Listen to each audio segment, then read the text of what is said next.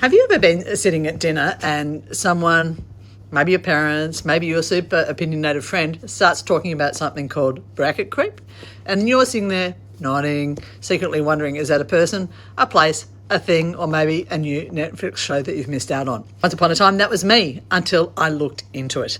Now, bracket creep is this sneaky thing that happens when your income goes up a little bit, maybe from inflation, maybe from a pay rise, but tax brackets don't change.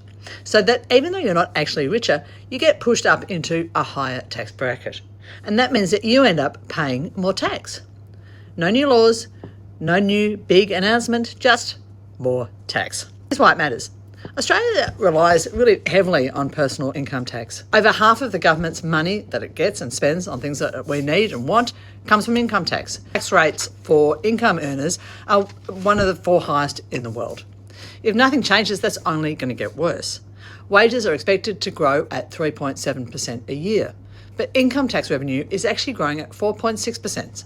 That means more of our pay is going to tax, even if our life doesn't feel any more affordable. Bracket creep affects younger and middle income earners the most. So it affects you more if you're just starting out on your working career, if you're working part-time or if you're juggling gigs. Since COVID, bracket creep has actually had a bigger impact on household incomes than interest rate hikes have. Governments kind of love it because it boosts revenue without them having to actually raise tax rates. Sneaky, right? So if we don't fix bracket creep, even just the recent tax cuts that you received, the stage 2 tax cuts, will be wiped out in 5 to 7 years. So how do we fix it?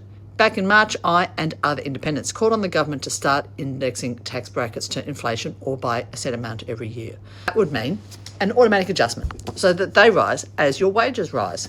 Most developed countries already do this. 24 out of 38 OECD nations index their tax brackets automatically.